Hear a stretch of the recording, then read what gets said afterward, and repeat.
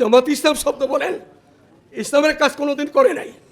যে তোমার মন্দির ভেঙে দেওয়া হইল খুনি শাসনের সময় ঢাকা থেকে, সেই মন্দির উঠতেছে গাইবান্ধাতে, ওখানে মন্ত্রী নাই, মুসলমান নাই, তারা কেন চুপচাপ সেখানে? এই মন্দির করার জন্য কি বাংলাদেশ মন্দিরের দেশে দেয়া? কেন মন্দির হইতেছে সেখানে? আজ পর্যন্ত কথা বলতে কেউ শুনতেছে না। জামাত শিবির আবুল্লাহ মওদুদির জামাত, জামাত ইসলাম না আমি মনে করি, বলে থাকি জমের হাতে ইসলাম, ইসলামকে শেষ করার জন্য এই জামাতটা কাজ করতেছে। মেয়ের হাত হকের মাপকাঠি, যারা মানে না তারাই ভণ্ড প্রতারিত, যারা মানে না তারাই ইসলামের নামে হোক অন্য নামে হোক সাহাবায়ে কেরামকে যাদের দিন পাইলাম তাদেরই মানবো না, মানতে পারবো না, এরকম লোক ধর্মের শত্রু তারা। যদি আল্লাহ রসুলের মসনদ রক্ষাকারী দল হন, প্রমাণ করুন, প্রমাণ করুন, অন্যথায় আপনাদের বিরুদ্ধে দেশবাসী আন্দোলন করতে বাধ্য হবে। আলহামদুলিল্লাহ নাহমাদুহু ওয়া নাস্তাঈনুহু ওয়া নাস্তাগফিরুহু ওয়া নু'মিনু বিহি ওয়া নাতাওয়াক্কালু আলাইহি, আম্মা বা'দ, ফাউযু বিল্লাহি মিনাশ শাইতানির রাজীম। বিসমিল্লাহির রহমানির রহিম। ইয়া আইয়ুহাল্লাযীনা আমানু আমিনু ক্বালা রাসূলুল্লাহি সাল্লাল্লাহু আলাইহি ওয়াসাল্লাম আস-সাহাবী কান-নুজুম বিআইয়িহিম ইক্তাদাইতুহুম ইহতাদাইতুহুম আও কামা ক্বাল আলাইহিস সালাতু ওয়াসসালাম। মূল্যবোধ আন্দোলন একটি শান্তিপূর্ণ অরাজনৈতিক সামাজিক আন্দোলন। এখানে যে কথাগুলো আসছে, সরকারের কাছে আবেদন করা হয়েছে, এই কথাগুলো এমনি কেউ কবুল করে নাই, এই কথাগুলো রাষ্ট্র করে নাই, এই দোকানে করে মুসলমান কেউ করতে পারে না। বিষাক্ত কথাগুলো লেখা আছে এখানে, যারাই কাগজটা দিচ্ছে টেবিলের মধ্যে, আজকে না হলে এইটা রাখছেন কেন? এখানে না হলে যা বলেছে আমি আমাদের সরকারকে বলবো, এটা আপনি না করা আপনার জন্য ভালো হবে।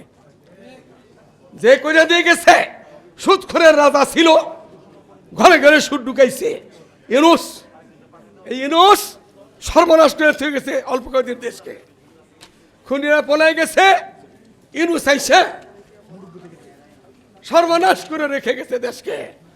আমি বর্তমান প্রধানমন্ত্রীকে বলবো, এই আইনগুলি বানানো আপনার বিবেকও দিবে না। আপনার বিবেককে জিজ্ঞাসা করলো এদের সেটা পাশ করবেন, আপনি করবেন না। কার কোথায় এগুলো করতে যাইতেছেন? তারা কারা? তারা কি মুসলমানের মধ্যে, হিন্দুদের মধ্যে কোনো পুরুষ হতে কথা স্বীকার করে না। হিন্দুদের মধ্যে কোনো পুরুষ নারী হওয়া, নারী পুরুষ হওয়া স্বীকার করে না। খ্রিস্টানরা করে না, ইহুদিরা করে না, দুনিয়া ভরা করে নাই। আপনার দেশে কাজটা করেন না, ভালো হবে।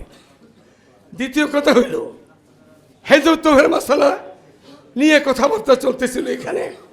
এবারে কাদিনীদের মশালা নিয়ে অলবুরি সাহেব সুন্দর কথাবার্তা বলছেন। ইমান এবং আকীদা, এই বিশ্বাস নিয়ে কথা বলছেন। আমি সংক্ষিপ্ত কথা বলবো। সাহাবায়ে কেরাম রাদিয়াল্লাহু তাআলা আনহুম মেয়ের হাত হকের মাপকাঠি, যারা মানে না তারাই ভণ্ড প্রতারিত, যারা মানে না তারাই ইসলামের নামে হোক অন্য নামে হোক সাহাবায়ে কেরামকে যাদের দিন পাইলাম তাদেরই মানবো না, মানতে পারবো না, এরকম লোক ধর্মের শত্রু তারা। এরপরে দ্বিতীয় কথা হইল, এই যে জামাত ইসলাম শব্দ বলেন, ইসলামের কাজ কোনোদিন করে নাই।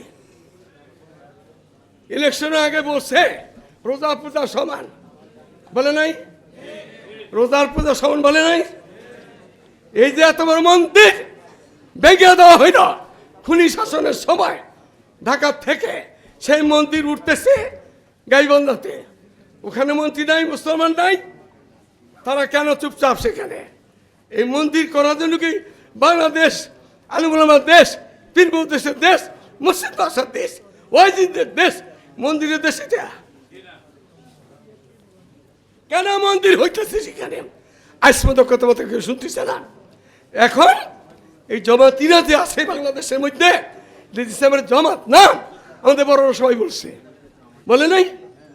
আমাদের বড়রা সবাই বলে গেছে জামাত শিবির, আবুল আল্লাহ মওদুদির জামাত, জামাত ইসলাম না।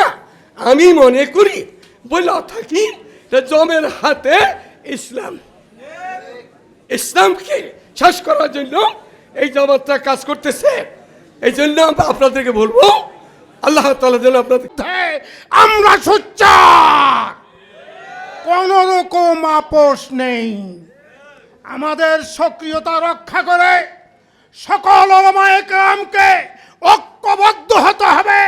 ঐক্যবদ্ধের বিকল্প কোন পথ, কোন ব্যবস্থা নেই।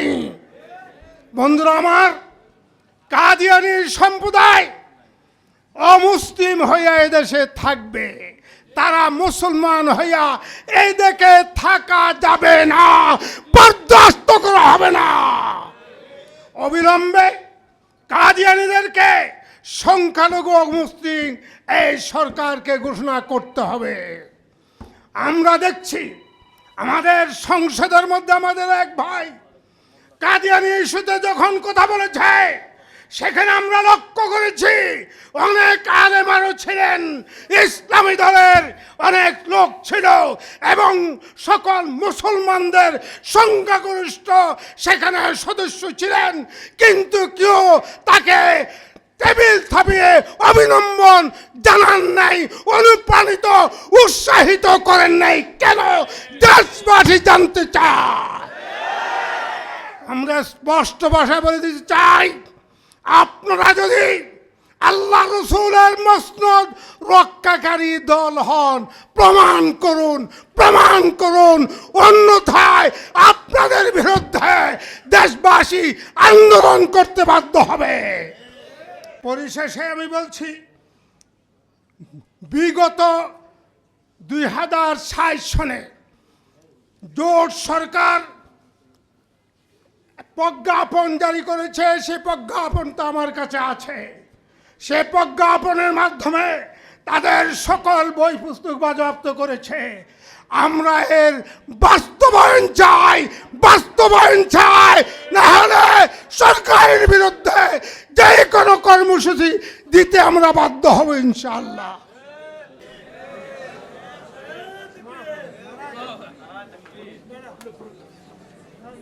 সংগ্রামী উপস্থিতি, এ পর্যায়ে আপনাদের সামনে বক্তব্য রাখবেন জাতীয় উলামা মাশায়েখ আইম্মা পরিষদের সংগ্রামী সেক্রেটারি, এদেশের তারুণ্যের অহংকার মুফতি রেজা